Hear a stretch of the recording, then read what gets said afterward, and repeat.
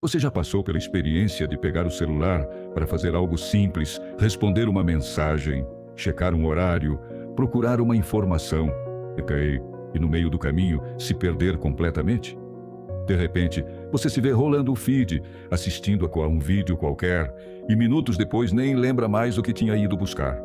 Essa sensação estranha de esquecer rapidamente algo que estava claro há instantes é mais comum do que você imagina. E ela tem um nome que poucos conhecem: Síndrome da Memória Evaporada. O nome parece exagerado, mas descreve exatamente o que acontece. Informações que deveriam ser registradas na mente simplesmente se dissolvem, como gotas de água sob o sol. Você ainda sente que a lembrança esteve lá, mas já não consegue acessá-la. É como se sua memória fosse uma areia fina entre os dedos. Quanto mais tenta segurar, mais ela escapa.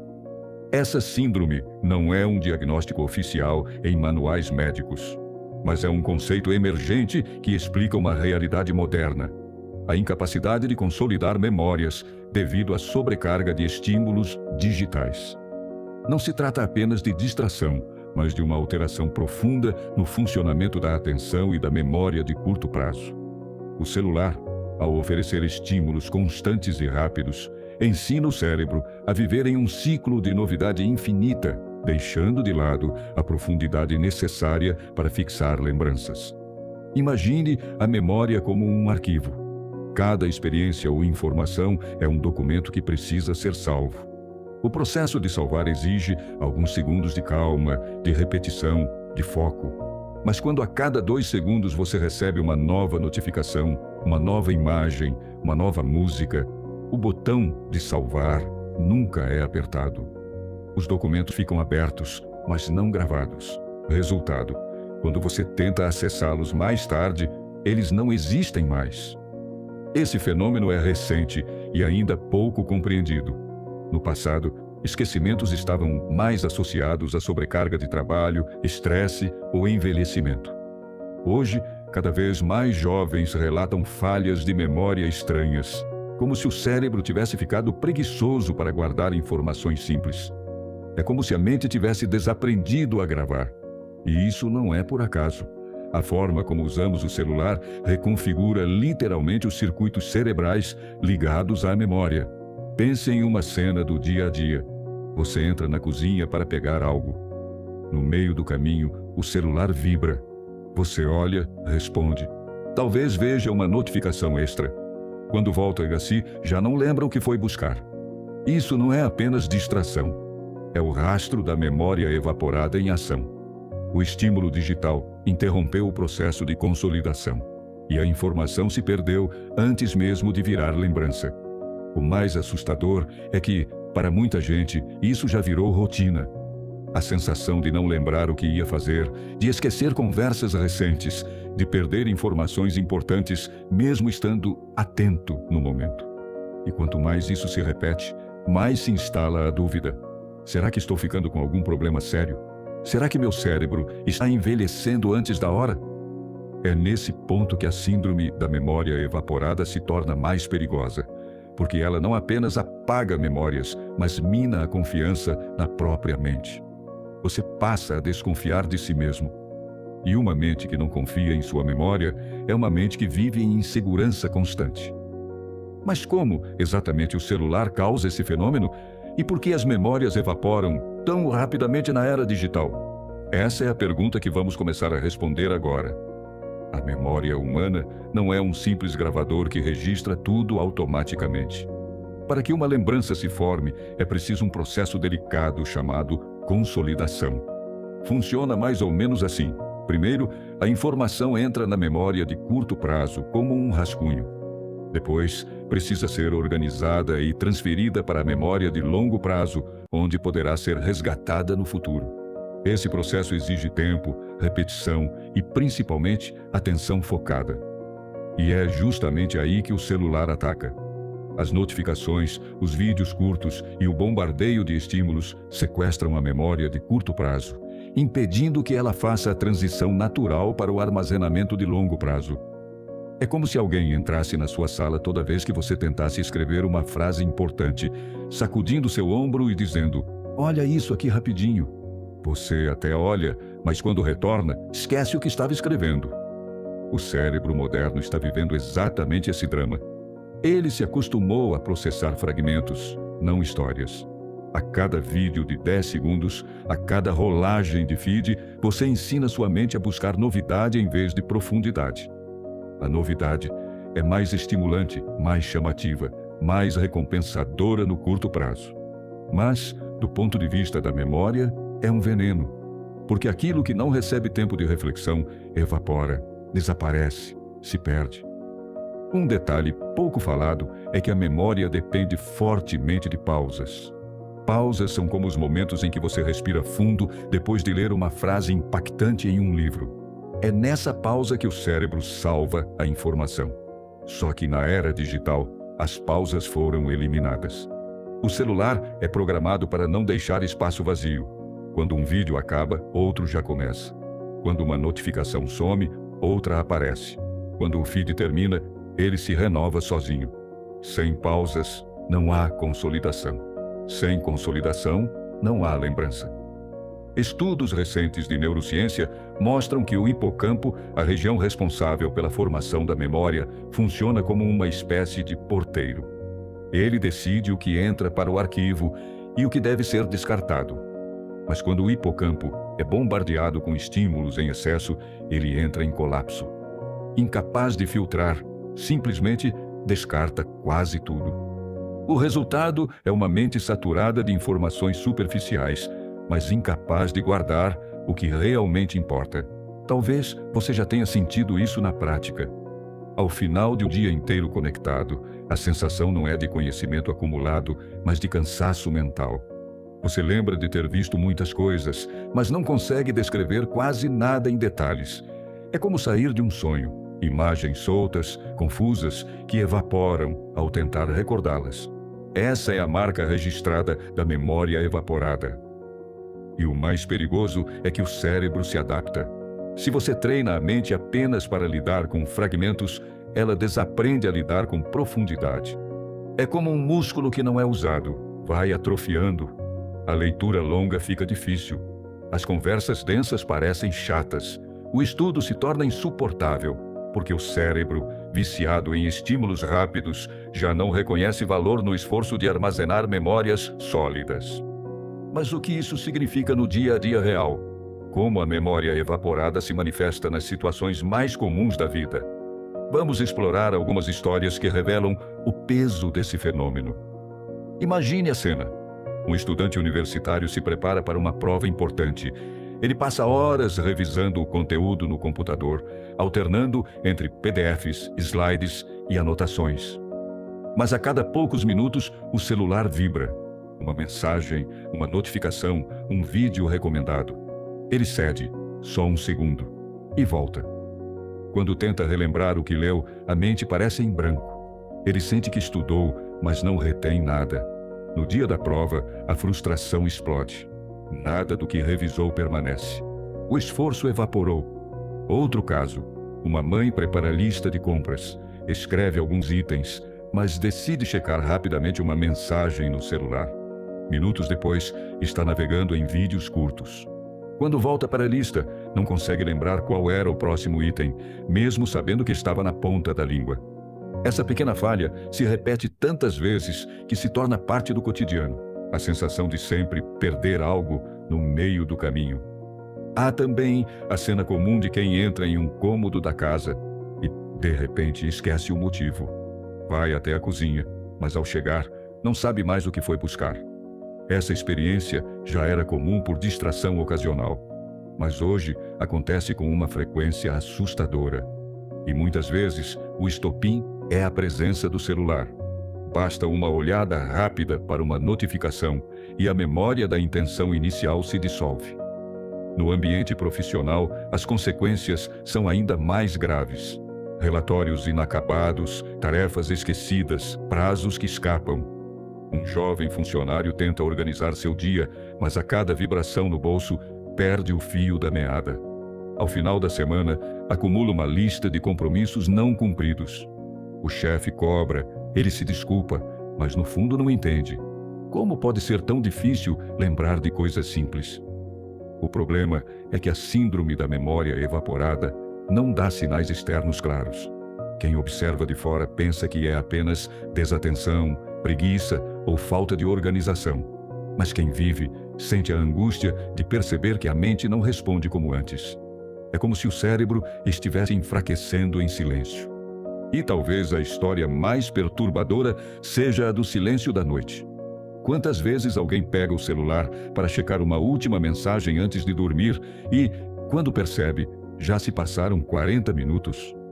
Durante esse tempo, dezenas de informações passaram pela mente. Vídeos engraçados, notícias rápidas, posts aleatórios. Mas, ao apagar a luz, a sensação é de vazio. Nada ficou. Nenhum aprendizado, nenhuma lembrança sólida. Apenas a memória evaporada de um tempo que não volta. Essas histórias não são exceções. Elas são a rotina invisível de milhões de pessoas. E todas revelam a mesma ferida. Não é que você não queira lembrar. É que o seu cérebro já não consegue consolidar as informações. O celular transformou o processo natural da memória em uma peneira furada. Mas o que muitos não percebem é que essa síndrome não afeta apenas o presente. Ela pode ter consequências de longo prazo, tão sérias que chegam a simular sinais de envelhecimento precoce. O que parece um esquecimento banal pode ser o primeiro sinal de um problema muito maior. Esquecer pequenas coisas pode parecer inofensivo à primeira vista. Quem nunca se distraiu e deixou um detalhe escapar? Mas a síndrome da memória evaporada não é apenas um conjunto de esquecimentos ocasionais. Ela é um padrão silencioso que, repetido diariamente, começa a corroer a forma como o cérebro funciona. O que parece simples distração pode, com o tempo, se tornar um quadro muito mais grave, o de um cérebro que envelhece antes da hora.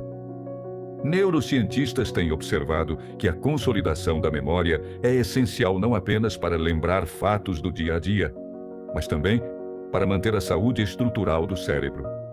O ato de armazenar informações cria conexões entre neurônios, fortalece redes sinápticas, estimula a plasticidade cerebral. É como se cada memória fosse um tijolo na construção de uma casa sólida. Quando esse processo falha, a casa não apenas deixa de crescer, ela começa a se fragilizar. Estudos recentes sugerem que a falta de consolidação consistente pode gerar sintomas semelhantes aos observados em estágios iniciais de declínio cognitivo. Pessoas jovens, com apenas 20 ou 30 anos, relatam lapsos de memória, dificuldade em manter foco e até sensação de neblina mental, um termo usado para descrever aquela mente pesada, confusa, como se estivesse sempre cansada. Essa neblina, embora não seja demência, compartilha mecanismos semelhantes, falhas nas redes que deveriam manter as informações estáveis. Outro efeito invisível é emocional. Quando a mente não consegue confiar na própria memória, instala-se uma ansiedade constante. Surge a sensação de estar sempre esquecendo algo importante, mesmo quando não há nada específico a lembrar. Essa ansiedade gera estresse, e o estresse, por sua vez, prejudica ainda mais a memória. Cria-se um ciclo vicioso. Quanto mais ansioso, mais a memória falha. Quanto mais a memória falha, mais ansioso você se torna. E há um detalhe ainda mais perturbador. O cérebro moderno, saturado por estímulos digitais, está sendo treinado a valorizar apenas o imediato. O que importa é o próximo vídeo, a próxima notificação, a próxima rolagem de tela. Essa priorização do agora mina a capacidade de planejar, de projetar o futuro, de construir histórias pessoais.